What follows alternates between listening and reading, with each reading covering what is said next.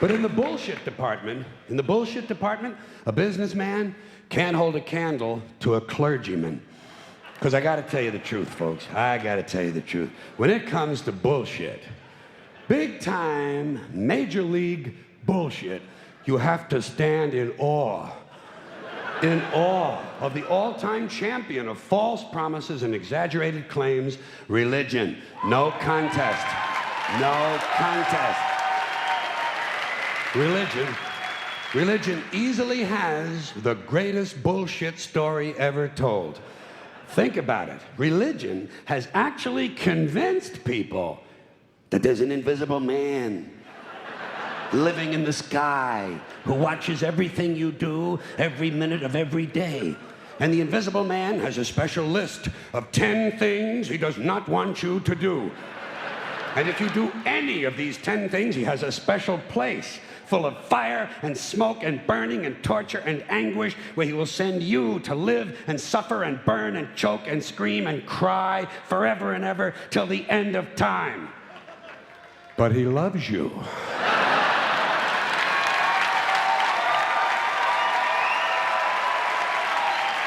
He loves you.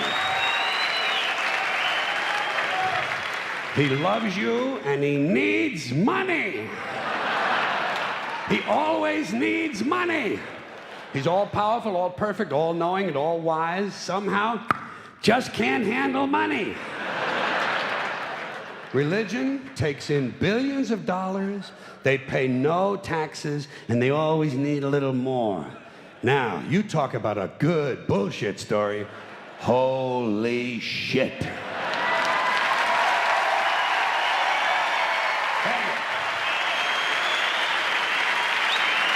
Thank you. But, thank you. Thank you very much.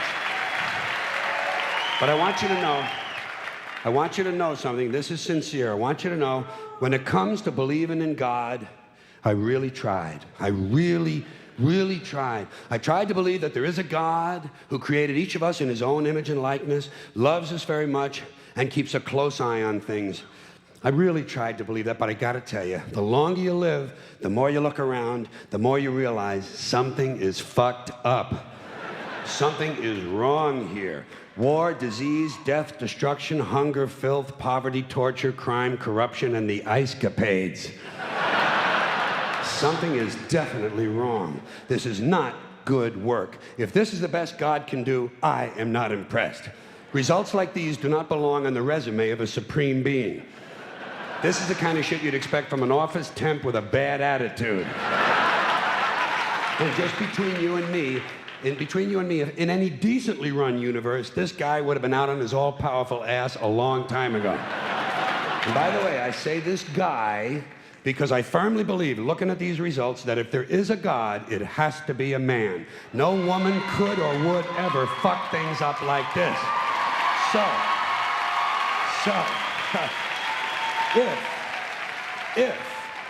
If there is a God, I think most reasonable people might agree that he's at least incompetent and maybe, just maybe, doesn't give a shit.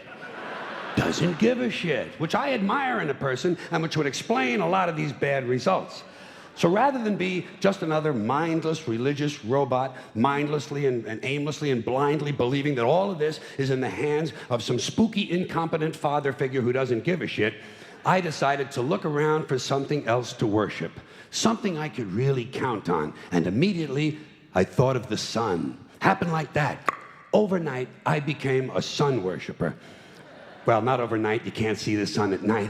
But first thing the next morning, I became a sun worshiper. Several reasons. First of all, I can see the sun, okay? Yeah. Unlike some other gods I could mention, I can actually see the sun. I'm big on that. If I can see something, I don't know, kind of helps the credibility along, you know? So every day I can see the sun as it gives me everything I need: heat, light, food, flowers in the park, reflections on the lake, an occasional skin cancer, but hey, at least there are no crucifixions, and we're not setting people on fire simply because they don't agree with us. Sun worship is fairly simple. There's no mystery, no miracles, no pageantry, no one asks for money, there are no songs to learn, and we don't have a special building where we all gather once a week to compare clothing. And the best thing about the sun, it never tells me I'm unworthy. Doesn't tell me I'm a bad person who needs to be saved. Hadn't said an unkind word. Treats me fine. So I worship the sun. But I don't pray to the sun. Know why? I wouldn't presume on our friendship. It's not polite. I've often thought people treat God rather rudely, don't you? Asking trillions and trillions of prayers every day, asking and pleading and begging for favors. Do this, give me that, I need a new car, I want a better job. And most of this praying takes place on Sunday, his day off. It's not nice, and it's no way to treat a friend. But people do pray, and they pray for a lot of different things. You know, your sister needs an operation on her crotch. Your brother was arrested for defecating in a mall. But most of all, you'd really like to fuck that hot little redhead down at the convenience store. You know, the one with the eye patch and the club foot, huh? Can you pray for that? I think you'd have to. And I say, fine, pray for anything you want. Pray for anything. But what about the divine plan? Remember that? The divine plan. Long time ago, God made a divine plan. Gave it a lot of thought, decided it was a good plan, put it into practice. And for billions and billions of years, the divine plan has been doing just fine. Now you come along and pray for something. Well, suppose the thing you want isn't in God's divine plan. What do you want him to do? Change his plan? Just for you? Doesn't it seem a little arrogant? It's a divine plan. What's the use of being God if every rundown schmuck with a $2 prayer book can come along and fuck up your plan? And here's something else, another problem you might have. Suppose your prayers aren't answered. What do you say? Well, it's God's will. Thy will be done. Fine, but if it's God's will and he's going to do what he wants to anyway, why the fuck bother praying in the first place? Seems like a big waste of time to me. Couldn't you just skip the praying part and go right to his will? It's all very confusing. So to get around a lot of this, I decided to worship the sun. But as I said, I don't pray to the sun. You know who I pray to? Joe Pesci. Joe Pesci. Joe Pesci. Two reasons. First of all, I think he's a good actor, okay? To me, that counts. Second, he looks like a guy who can get things done. Joe Pesci doesn't fuck around. Doesn't fuck around. In fact, Joe Pesci came through on a couple of things that God was having trouble with. For years, I asked God to do something about my noisy neighbor with the barking dog. Joe Pesci straightened that cocksucker out with one visit. It's amazing what you can accomplish with a simple baseball bat. So I've been praying to Joe for about a year now. And I noticed something. I noticed that all the prayers I used to offer to God and all the prayers I now offer to Joe Pesci are being answered at about the same 50% rate. Half the time I get what I want, half the time I don't. Same as God, 50-50. Same as the four-leaf clover and the horseshoe, the wishing well and the rabbit's foot. Same as the mojo man. Same as the voodoo lady who tells you your fortune by squeezing the goat's testicles. It's all the same, 50-50. So just pick your superstition, sit back, make a wish, and enjoy yourself. And for those of you who look to the Bible for moral lessons and literary qualities, I might suggest a couple of other stories for you. You might want to look at The Three Little Pigs. That's a good one. Has a nice, happy ending. I'm sure you'll like that. Then there's Little Red Riding Hood, although it does have that X-rated part where the big bad wolf actually eats the grandmother, which I didn't care for, by the way. And finally, I've often always drawn a great deal of moral comfort from Humpty Dumpty. The part I like the best, all the king's horses and all the king's men couldn't put Humpty Dumpty back together again. That's because there is no Humpty Dumpty and there is no God. None, not one, no God, never was. In fact, I'm gonna put it this way. If there is a God, may he strike this audience dead. See, nothing happened. Nothing happened. Everybody's okay. All right? Tell you what. I'll raise the stakes. I'll raise the stakes a little bit. If there is a God, may he strike me dead. See, nothing happened. Oh, wait, got a little cramp in my leg. And my balls hurt. Plus, I'm blind. I'm blind. Oh, now I'm okay again. Must have been Joe Pesci, huh? God bless Joe Pesci. Thank you all very much. Joe bless you. Thank you very much. I appreciate it. The FCC, an appointed body, not elected, answerable only to the president, decided on its own that radio and television were the only two parts of American life not protected by the First Amendment to the Constitution. And why did they decide that? Because they got a letter from a minister in Mississippi. A Reverend Donald Wildman in Mississippi heard something on the radio that he didn't like. Well, Reverend, did anyone ever tell you there are two knobs on the radio?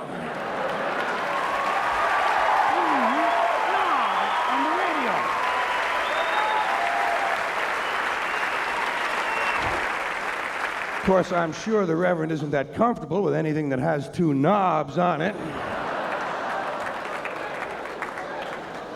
But hey, Reverend, there are two knobs on the radio. One of them turns the radio off, and the other one changes the station. Imagine that, Reverend. You can actually change the station. It's called freedom of choice, and it's one of the principles this country was founded upon. Look it up in the library, Reverend, if you have any of them left when you finish burning all the books.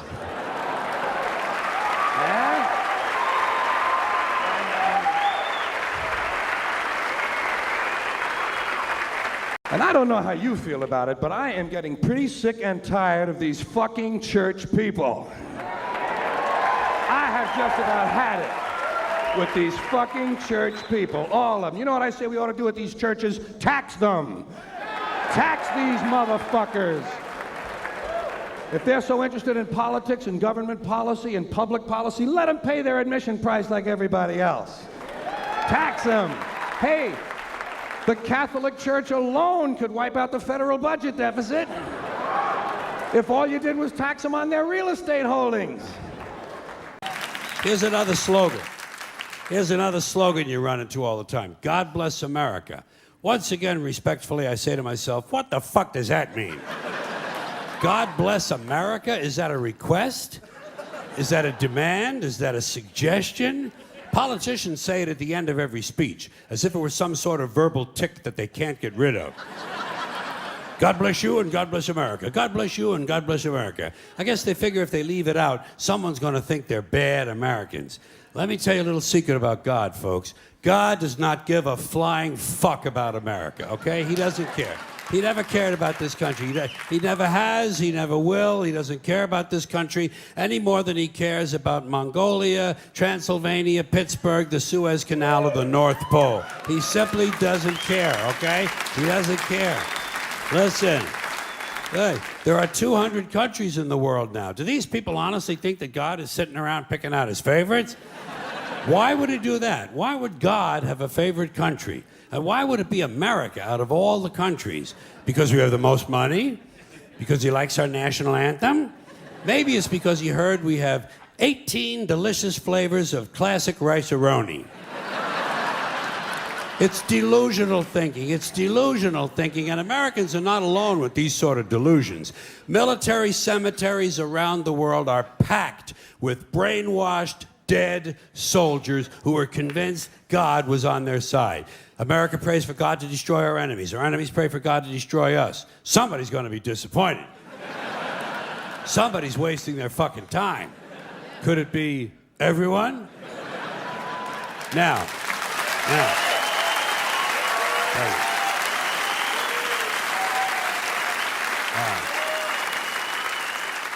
If people want to say God bless America, that's their business. I don't care. But here's what I don't understand. If they say God bless America, presumably they believe in God. And if they do, they must have heard God loved everyone. That's what he said. He loved everyone and he loved them equally. So why would these people ask God to do something that went against his own teachings? You know what these God bless America people ought to do? They ought to check with that Jesus fellow they're so crazy about. They're always talking about what would Jesus do? What would Jesus do? They don't want to know so they can do it. They just want to know so they can tell other people to do it. Well, I'll tell you what Jesus would have done. I'll tell you what Jesus would have done. He would have got up on the top of the Empire State Building and said, God bless everyone around the world forever and ever till the end of time. That's what Jesus would have done, and that's what these people should do, or else they should admit that God bless America is really just some sort of an empty slogan with no real meaning except for something vague like good luck. Good luck, America, you're on your own, which is a little bit closer to the truth. I started to question all this stupid hat shit when I was a kid. When I was a kid, I was a Catholic, at least until I reached the age of reason, okay? So, I was a Catholic for about 2.5 years, something like that. And during that time, one of the things they told us was that if a boy or a man went into a church, he had to remove his hat in order to honor the presence of God. But they had already told me that God was everywhere. So I used to wonder, well, if God is everywhere, why would you even own a hat? Why not show your respect? Don't even buy a fucking hat. And just to confuse things further, they told the women exactly the opposite. Catholic women and girls had to cover their heads when they went into church. Same as in certain temples, Jewish men have to cover their heads in those temples. In those same temples, Jewish women not allowed to cover their heads. So try to figure this shit out. Catholic men and Jewish women, no hats. Catholic women and Jewish men, hats. Somebody's got the whole thing totally fucking backwards, don't you think? And, you know, and what is this religious fascination with headgear? Every religion's got a different fucking hat. Did you ever notice that? The Hindus have a turban, the Sikhs have a tall white turban, Jews have a yarmulke, the Muslims have the keffiyeh, the bishop has a pointy hat on one day and a round hat on another day, Cardinal has a red hat, Pope has a... Everybody's got a fucking hat. One group takes them off, the other group puts them on. Personally, I would never want to be a member of any group where you either have to wear a hat or you can't wear a hat. I think...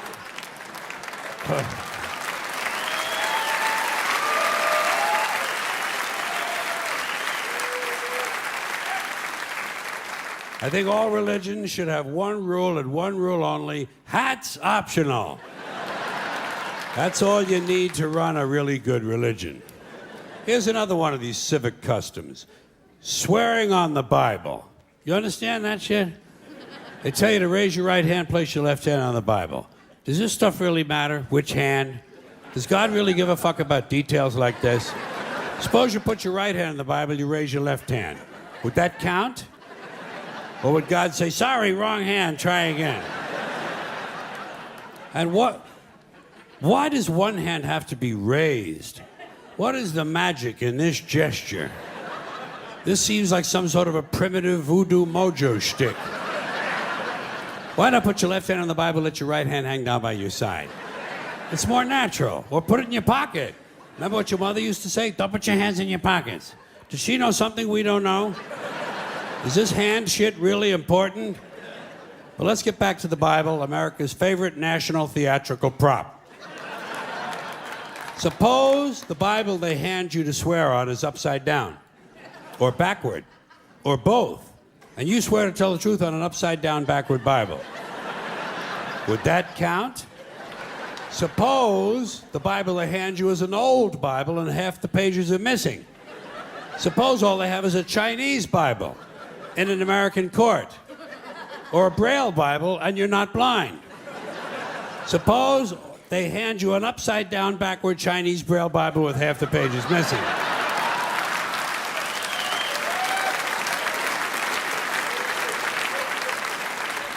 At what point does all of this stuff just break down and become just a lot of stupid shit that somebody made up?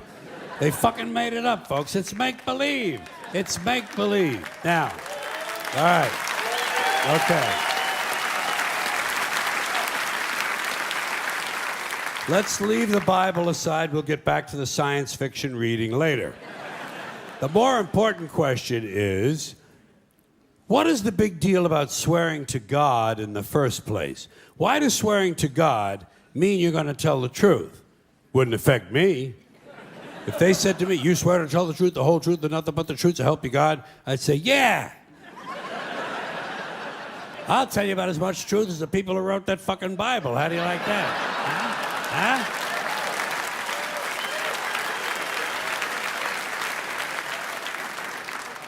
Swearing on the Bible doesn't mean anything. It's kid. Swearing to God is kid stuff. Did you remember when you were a kid? If you told another kid something he didn't quite believe, he'd say, "You swear to God?" I would always say, "Yeah, I swear to God," even if I was lying. Why not? What's going to happen if I lie? Nothing. Nothing happens if you lie, unless you get caught, and that's a whole different story. Rights are an idea. They're just imaginary. They're a cute idea. Cute. But that's all. Cute and fictional. But if you think you do have rights, let me ask you this. Where do they come from? People say, well, they come from God. They're God-given rights. Oh, fuck, here we go again. Here we go again. The God excuse. The last refuge of a man with no answers and no argument. It came from God. Anything we can't describe must have come from God. Personally, folks, I believe that if your rights came from God, he would have given you the right to some food every day, and he would have given you the right to a roof over your head. God would have been looking out for you. God would have been looking out for you. You know that? He wouldn't have been worried about making sure you have a gun so you get drunk on Sunday night and kill your girlfriend's parents. But let's say it's true. Let's say God gave us these rights. Why would he give us a certain number of rights? The Bill of Rights in this country has 10 stipulations, okay? 10 rights. And apparently God was doing sloppy work that week because we've had to amend the Bill of Rights an additional 17 times. So God forgot a couple of things like slavery. Just fucking slipped his mind. But let's say God gave us the original 10. He gave the British 13. The British Bill of Rights has 13 stipulations. The Germans have 29. The Belgians have 25. The Swedish have only 6. And some people in the world have no rights at all. What kind of a fucking goddamn God-given deal is that? No rights at all? Why would God give different people in different countries different numbers of different rights? Boredom? Amusement? Bad arithmetic? Do we find out at long last, after all this time, that God is weak in math skills? Doesn't sound like divine planning to me. Sounds more like human planning. Sounds more like one group trying to control another group. In other words, business as usual in America. Now, folks, here's something else I got a problem with. The 10 Commandments. Here's my problem. Why are there 10? You don't need 10. I think the list of commandments was deliberately and artificially inflated to get it up to 10. It's a padded list. Here's what they did. About 5,000 years ago, a bunch of religious and political hustlers got together to try to figure out how to control people, how to keep them in line. They knew people were basically stupid and would believe anything they were told, so they announced that God had given them some commandments. Up on a mountain, when no one was around, God had given them the 10 Commandments. But let me ask you this. When they were sitting around making this shit up, why did they pick 10? Why 10? Why not 9 or 11? I'll tell you why. Because 10 sounds official. 10 sounds important. They knew if it was 11, people wouldn't take it seriously. Say, what, are you kidding me? The 11 Commandments? Get the fuck out of here. But 10 sounds important. 10 is the basis for the decimal system. It's a decade. It's a psychologically satisfying number. The top 10, the 10 most wanted, the 10 best dressed. So having 10 commandments was really a marketing decision. And to me, it's clearly a bullshit list. It's a political document artificially inflated to sell better. I'm going to show you how you could reduce the number of commandments and come up with a list that's a little more workable and logical. We're going to start with the first 3, and I'll use the Roman Catholic version because those are the ones I was taught as a little boy. I am the Lord thy God. Thou shalt not have strange gods before me. Thou shalt not take the name of the Lord thy God in vain. Thou shalt keep holy the Sabbath. Right off the bat, the first 3, pure bullshit. Sabbath day, Lord's name, strange gods. Spooky language. Spooky language. Designed to scare and control primitive people. In no way does superstitious nonsense like this apply to the lives of intelligent, civilized humans in the 21st century. You throw out the first 3 commandments, you're down to 7. Next, honor thy father and mother. Obedience, respect for authority. Just another name for controlling people. The truth is, obedience and respect should not be automatic. They should be earned. They should be based on the parent's performance. Parents' performance. All right? Some parents deserve respect. Most of them don't. Period. You're down to 6. Now, in the interest of logic, something religion is very uncomfortable with, we're going to jump around the list a little bit. Thou shalt not steal, thou shalt not bear false witness. Stealing and lying. Well, actually, these two both prohibit the same kind of behavior.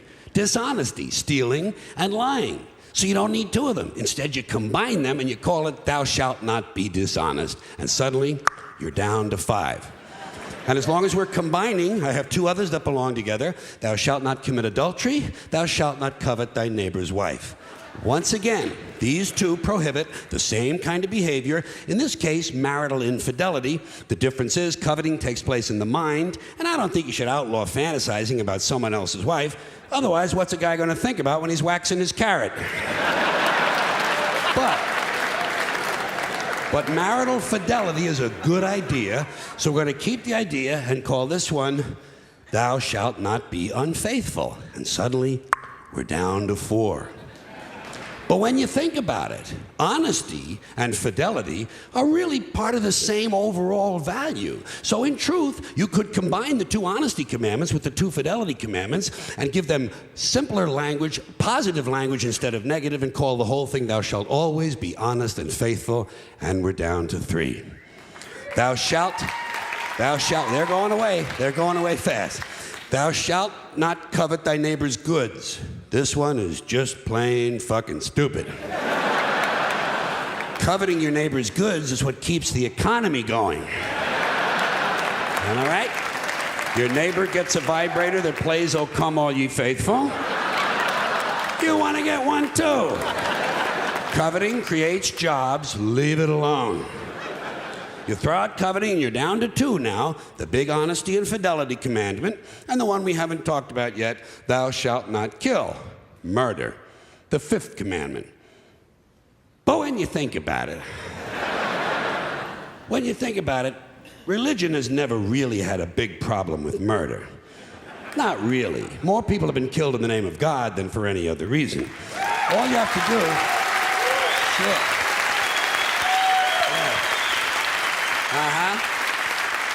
All you have to do is look at Northern Ireland, the Middle East, Kashmir, the Inquisition, the Crusades, and the World Trade Center to see how seriously the religious folks take thou shalt not kill. The more devout they are, the more they see murder as being negotiable. It's negotiable. You know? It depends. It depends on who's doing the killing and who's getting killed. So, with all of this in mind, I leave you with my revised list of the 2 commandments. Thou shalt always be honest and faithful to the provider of thy nookie. And thou shalt try real hard not to kill anyone, unless, of course, they pray to a different invisible man from the one you pray to. 2 is all you need. Moses could have carried him down the hill in his fucking pocket. And if they had a list like that, I wouldn't mind those folks in Alabama putting it up on the courthouse wall. As long as they included one additional commandment, thou shalt keep thy religion to thyself. Catholics, which I was until I reached the age of reason.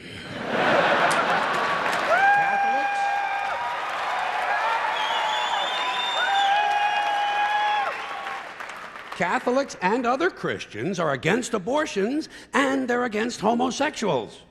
Well, who has less abortions than homosexuals? Leave these fucking people alone, for Christ's sakes. Here is an entire class of people guaranteed never to have an abortion. And the Catholics and Christians are just tossing them aside. You'd think they'd make natural allies. Go look for consistency in religion. And speaking to my friends, the Catholics, when John Cardinal O'Connor of New York and some of these other cardinals and bishops have experienced their first pregnancies and their first labor pains and they've raised a couple of children on minimum wage, then I'll be glad to hear what they have to say about abortion. I'm sure it'll be interesting. Enlightening, too. But,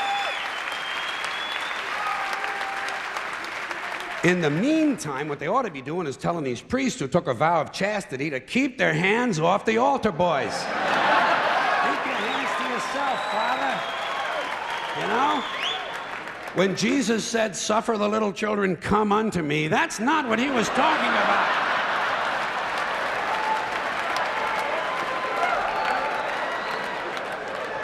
So you know what I tell these anti-abortion people? I say, hey, if you think a fetus is more important than a woman, try getting a fetus to wash the shit stains out of your underwear.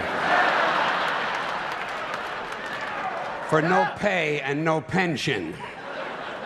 I tell them, think of an abortion as term limits. That's all it is. Biological term limits. But you know, the longer you listen to this abortion debate, the more you hear this phrase, sanctity of life. You've heard that, sanctity of life. You believe in it? Personally, I think it's a bunch of shit. Well, I mean, life is sacred? Who said so? God? Hey, if you read history, you realize that God is one of the leading causes of death. Has been for thousands of years. Hindus, Muslims, Jews, Christians, all taking turns killing each other because God told them it was a good idea. The sword of God, the blood of the Lamb, vengeance is mine. Millions of dead motherfuckers.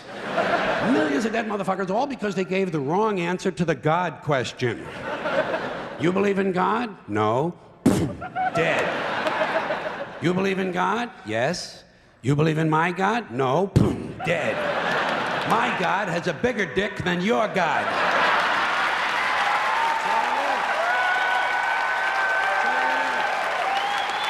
Thousands of years. Thousands of years, and all the best wars, too. The bloodiest, most brutal wars fought, all based on religious hatred, which is fine with me. Hey, anytime a bunch of holy people want to kill each other, I'm a happy guy. But don't be giving me all this shit about the sanctity of life. I mean, even if there were such a thing, I don't think it's something you can blame on God.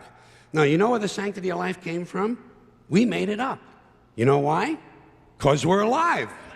Same with religion. Religion is nothing but mind control. Religion is just trying to control your mind, control your thoughts. So they're going to tell you some things you shouldn't say because they're sins. And besides telling you things you shouldn't say, religion's going to suggest to you some things you ought to be saying. Here's something you ought to say first thing when you wake up in the morning. Here's something you ought to say just before you go to sleep at night. Here's something we always say on the third Wednesday in April after the first full moon in spring at 4 o'clock when the bells ring. Religion is always suggesting things you ought to be saying.